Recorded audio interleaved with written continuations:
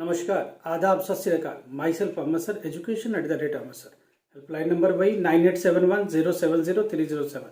आपको पहले भी बोला गया कि पहली बार जिन्होंने चैनल को सब्सक्राइब किया थैंक यू सो मच, और जिन्होंने सब्सक्राइब नहीं किया प्लीज सब्सक्राइब कर लो। आपको बहुत सारा हेल्प होता है।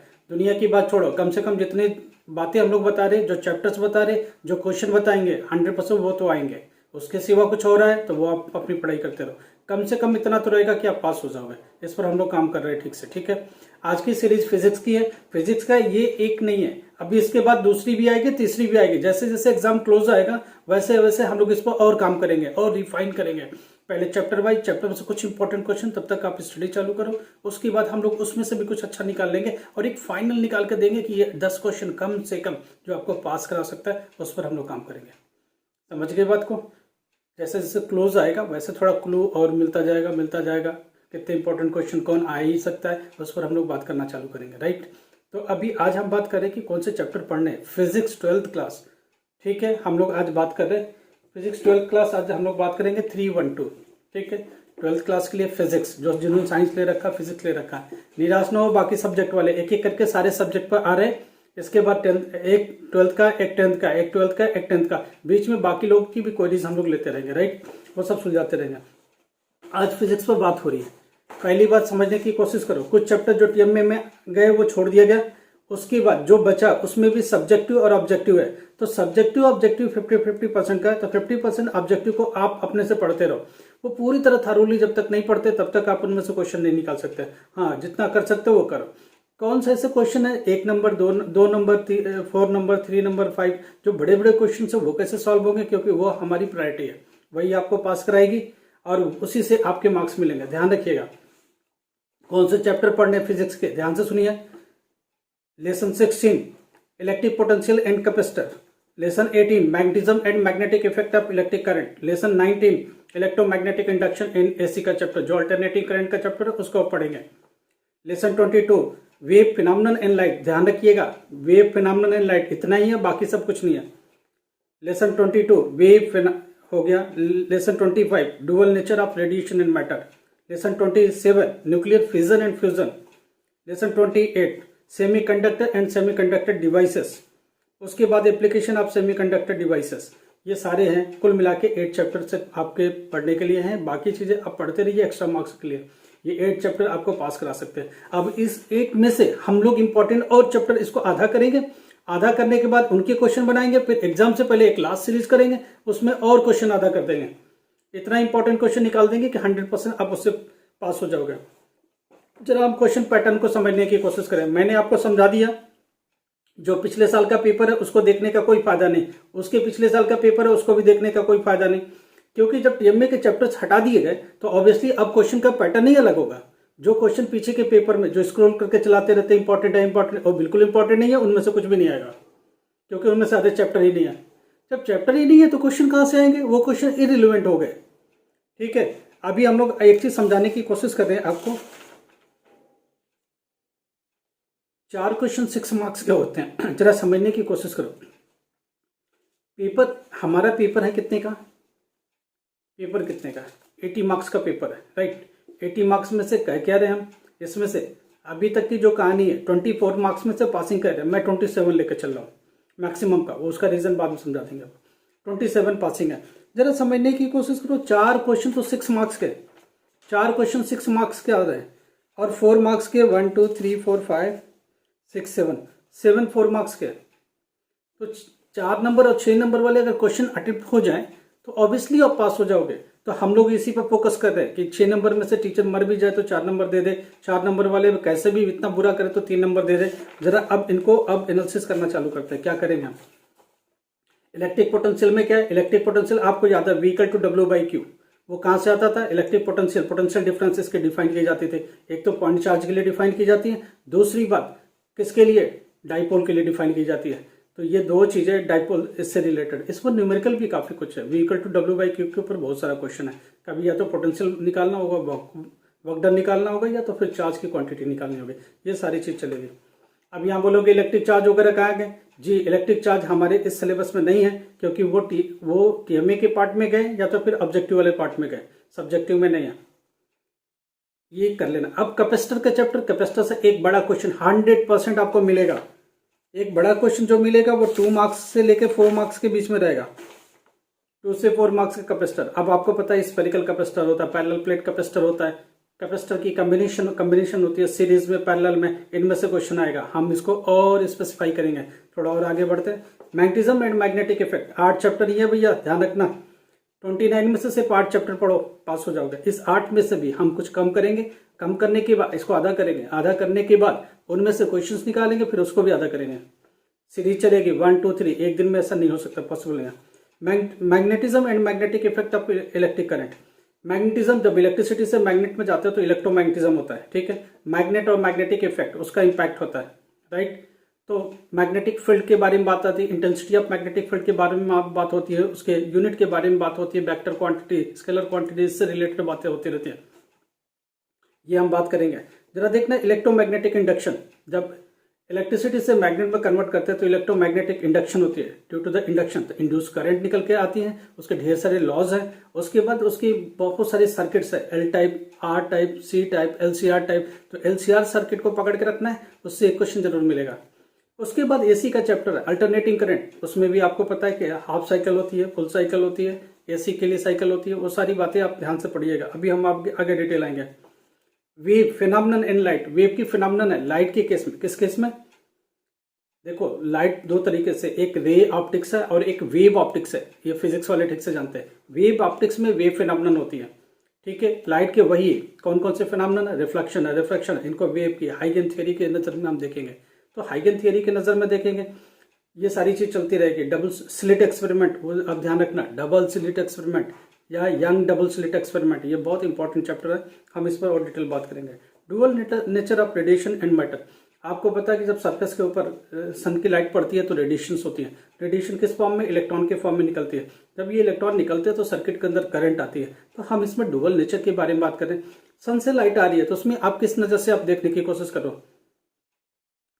समझ रहे बात को? ये फिजिक्स वाले समझ रहे, साइंस वाले समझ रहे, इनको और हम समझाएंगे। न्यूक्लियर फिजन एंड फ्यूजन, ये पर इस पर भी बात होगी। न्यूक्लियर फिजन की फिनोमेनन कहाँ होती है? फिजन की फिनोमेनन जब एटॉमिक बम ब्लास्ट होता है उस कंडीशन में फिजन की होती है। एक हैवी न्यूक्लियस जब ब्रेक डाउन हो जाते हैं स्मॉलर न्यूक्लियस में, that's called fission, that's called nuclear fission. और फ्यूजन कब होती है? इसके लिए एग्जांपल है सन। सन के अंदर हाइड्रोजन जब कंबाइंड होते हैं तो हीलियम में कन्वर्ट होते हैं। दो स्मॉलर न्यूक्लियर जब फ्यूज होते हैं और वो फ्यूजन की फिनोमेनन करते हैं तो हम लोग उसको क्या बोलते हैं? Nuclear fusion. इनके लिए पूरे रिएक्शन है, पूरे चैप्टर्स है, इस पर हम बात करेंगे ठीक से। सेमीकंडक्टर और सेमीकंडक्टर डिवाइसेस, यहां से क्वेश्चन हम आउट कर रहे हैं। आपको पता है कि कंडक्टर होता है, सेमीकंडक्टर होता है, इंसुलेटर होता है। सेमीकंडक्टर जर्मेनियम है, सिलिकॉन है, उसके भी पी टाइप है, एन टाइप है, उसको मिलाकर के पीएन जंक्शन बनाते हैं। अब उसमें दो चीज, डायोड बनाते हैं या तो फिर टायोड बनाते हैं, पीएनपी एनपीएन जंक्शन बनाते हैं। आपको ध्यान होगा। अब यहाँ रुकना, यहाँ दो इंपॉर्टेंट क्वेश्चन आपको निकाल के देते हैं। PN junction as a device, diode use होगा, ध्यान रखना। और पीएनपी ट्रायोड, जिसे आप ट्रांजिस्टर यूज करते हैं एम्पलीफायर के रूप में, इनमें से 100% ये क्वेश्चन आएगा।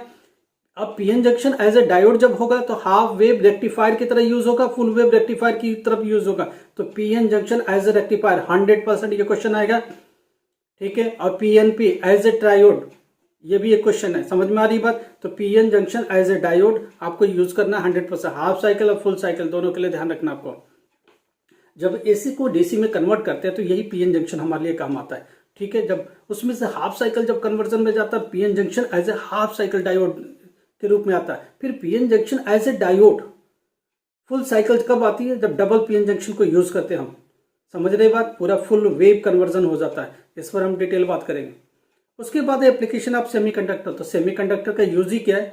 डायोड के रूप में, ट्रायोड के रूप में, समझ में आ रही बात? तो ये सारी डिवाइस एसी को डीसी में कन्वर्ट करने के लिए आप डायोड का यूज करते हो। एम्पलीफायर में कन्वर्ट करने के लिए आपको एम्पलीफाई करने के लिए क्या करते हो? साउंड को एम्पलीफाई करना, वोल्टेज को एम्पलीफाई करना, तो डायोड को पीएनपी या एनपीएन जंक्शन को यूज करते हो। आई बात समझ में? तो ये सारे क्वेश्चन टॉपिक रहेंगे, ध्यान से समझिएगा। अब हम लोग थोड़ी और बात कर लेते हैं। जरा क्वेश्चन समझने की, क्वेश्चन को भी समझेंगे और थोड़े चैप्टर को भी समझने की कोशिश करेंगे। जरा हम लोग इलेक्ट्रिक पोटेंशियल पर बात करते हैं। इलेक्ट्रिक पोटेंशियल में आपके सिलेबस में है क्या? कैपेसिटर में स्टोरी क्या है? देखो, इलेक्ट्रिक पोटेंशियल से इलेक्ट्रिक पोटेंशियल का जो फार्मूला V = W/Q या W, इन दोनों के ऊपर एक नंबर का क्वेश्चन अक्सर आ जाता है। समझ में आ रही, यूनिट वही है, जब पोटेंशियल की यूनिट निकालता है तो वोल्ट निकलता है। तो वो क्या होता है, work done upon charge. Work done क्या होता है, जूल होता है, और चार्ज क्या होता है, कूलम होता है। तो जूल पर कूलम इसकी यूनिट होती है, उसी के हिसाब से।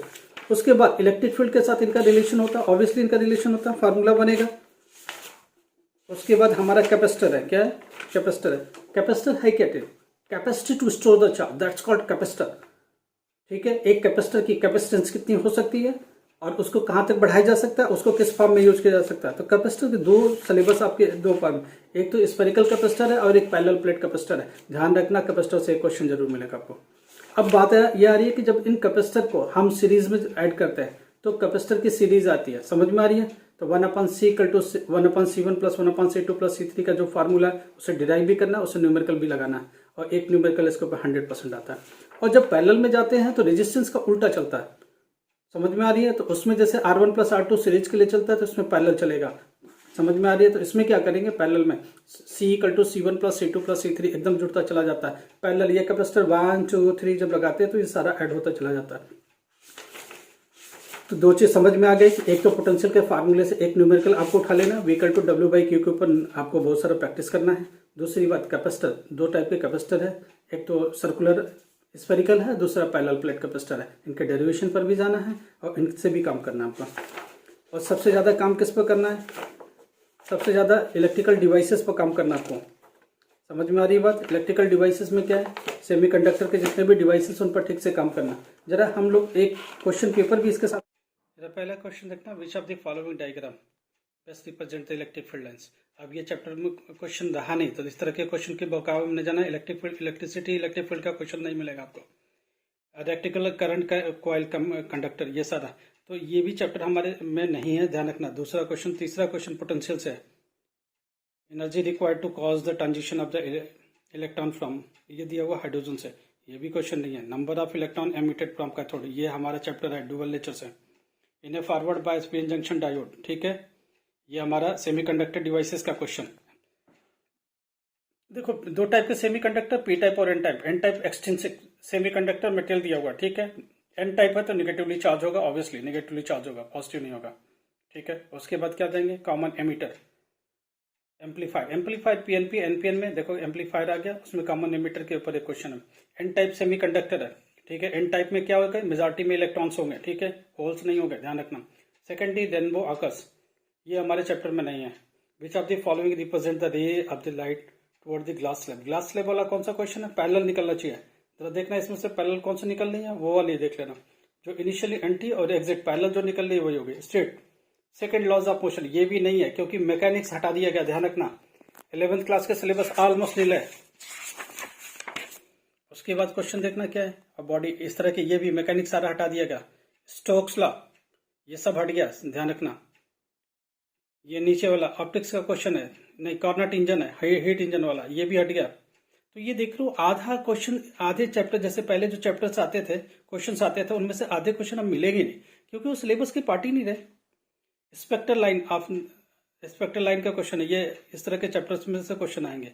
गैल्वेनोमीटर, अमीटर में कन्वर्जन दिया हुआ, ये सब बिल्कुल नहीं है। इधर देखना, फ्यूजन के लिए एक न्यूक्लियर रिएक्शन दिया गया 18 नंबर क्वेश्चन में, ये जरूर है, ये पार्ट है हमारा न्यूक्लियर फ्यूजन एंड फ्यूजन का। उसके बाद सर्कुलर कॉइल, ये भी हमारा क्वेश्चन है। आइसोथर्मल, एडियाबैटिक, ये सब क्वेश्चन नहीं मिलने वाले, हीट के चैप्टर नहीं मिले वहां क्योंकि वो फर्स्ट बुक के क्वेश्चन है। उसके बाद एक और न्यूमेरिकल है, ठीक है। उसके बाद ध्यान से देखना 22, explain why A small drop of liquid spherical, ये भी हमारा नहीं है। उसके बाद क्या है, हार्मोनिक मोशन, इस तरह के भी क्वेश्चन नहीं आएंगे। अल्टरनेटिंग वोल्टेज, ये मिलेगा हमको क्योंकि ये एसी क्वेश्चन का chapter, E = E0 sin ω/t का क्वेश्चन है। Distinguish angular dispersion and dispersive power, dispersion of light का है, ऑप्टिक्स का है, ये मिलेगा। What is the mass defect, ये हमारा क्वेश्चन है, ध्यान रखना। ये मास डिफेक्ट किस में मिलेगा, ये डुअल नेचर में मिलेगा आपको। उसके बाद डिफाइंड रेजिस्टेंस, हाँ ये मिलेगा, उतना नहीं मिलेगा प्रोमिनेंटली बट मिलेगा। What is the meant by rectification, ये मिलेगा आपको। रेक्टिफायर की तरह यूज किया जाता है कौन, पीएन जंक्शन, ठीक है। पीएन जंक्शन का ये क्वेश्चन है, state the principle of rectifier, तो पीएन जंक्शन का rectifier, rectifier is the conversion instrument which can convert AC into DC. Interference of light का है, तो लाइट का थोड़ा सा ज्यादा नहीं, डबल स्लिट एक्सपेरिमेंट, ये आपको मिलेगा। मोस्ट इंपॉर्टेंट क्वेश्चन है, यंग डबल स्लिट एक्सपेरिमेंट, हर साल आता 6 नंबर का, रट के रखो। 29 नंबर का क्वेश्चन हमेशा रट के रखो, ये हर साल मिलता है, इस साल भी मिलेगा आपको। उसके बाद एक न्यूमेरिकल है, बॉब को टाइट किया गया, और इस तरह के क्वेश्चन बिल्कुल नहीं आएंगे। क्यों नहीं आएंगे? क्योंकि ये मैकेनिक्स का पार्ट है, मैकेनिक्स सारे हटा दिया गया। उसके बाद इसी के ये पार्ट के क्वेश्चन है, तो आप मत जाना इस पर। इसके आंसर भी देखो ध्यान से, हम आपको आंसर भी दे दें।